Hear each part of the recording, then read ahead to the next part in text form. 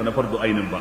Ubangiji yace wa ma kana lil mu'minuna liyanfiru kaffa, bai dace ba ga mummune su ce kowa zai bazama ya tafi neman ilimi, kowa sai ya zama mahaddacin Qur'ani, kowa sai ya zama muhaddisi, kowa sai ya zama fakihi, kowa sai ya zama komai cikin ilimi.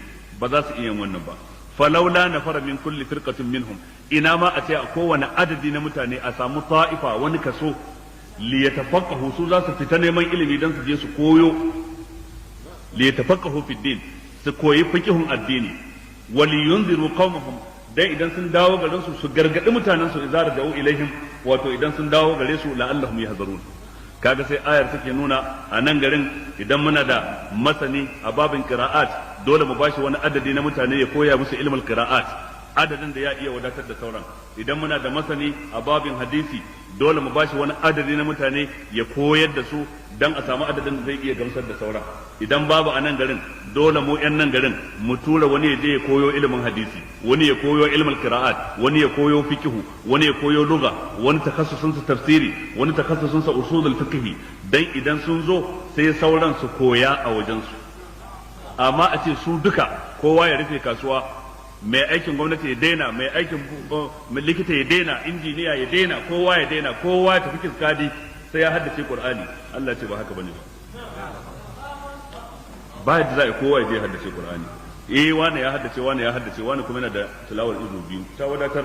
Injiniya mai tilawar izu biyu, injiniya mai izu hudu, mai izu bakwai, mai izu goma, ya wadatar. Lauya gogagge wanda zai tsaya ya kare yan uwansa musulmai idan za a zalunce su, ga tilawarsa ta izu 20, izu 30, ya wadatar. Ba ce sai ya haddace gaba ɗaya ba. Idan ka ce shi hafizin sai ya zama lauya, ya zai ya zama. In ka ce shi lauyan sai ya zama hafizi, ya za a iya zama. In ka ce injiniyan sai ya zama hafizi, ya za a iya zama. In ka ce kuma hafizin ya zama injiniya, ya za a iya zama. A iya samun wani Allah ya masa baiwa, gashi likita kwararre medical doctor, sannan hafizin Qur'ani. Wannan ɗaiɗaiku ne, zakka ce ɗaya cikin 1000. Ko ba haka ba? Ka samu wani kwararren injiniya ya haddace alqur'ani, ka samu wata kwararriyar likita gynec doctor wadda za ta duba mata musulmai a asibiti, ta haddace alqur'ani ko tana da izu 30 ko tana da izu 40. Wannan a iya samu, ba a ce an kore ba, amma ba za ka wajabtawa ba kowa sai ya zama haka. Shine ayar take magana akai. Lalle a samu ta'ifa li yatafaqahu fid din wa li yunziru qaumahum idza raja'u ilaihim la'allahum yahdharun. Kaga wannan su sun dauki ayar cewa ba kan jihadi take magana ba, ayar tana magana akan neman ilimi ne. To kuma yana daga cikin mu'jizar alqur'ani, da muka yi mata fasara farko kowa ya ji na'am, tayi.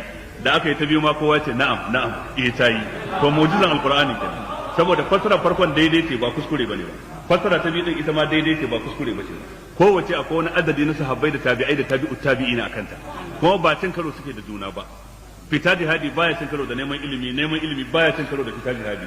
Da haka ayar in ka ɗauke ta anan ta zaburar akan a tafi jihadi, in ka ɗauke ta anan ta zaburar akan a tafi neman ilimi. Shine abin da Allah ce, inna hadhal qur'ana yahdi lillati hiya aqwam, yana shiryarwa zuwa ga hanya mafi miƙuwa, yajma'u bainad dunya wal akhirah, yana hada tsakanin duniya da lahira, yuwazi bainal huquqi wal wajibat, yana kwatantawa tsakanin wajibin da ke kanka da nauye-nauyen da ke kanka da haƙƙin da kuma kai za a baka. Wannan shine musulunci, kuma shine alqur'ani, kuma shine sunnar annabi sallallahu alaihi wasallam.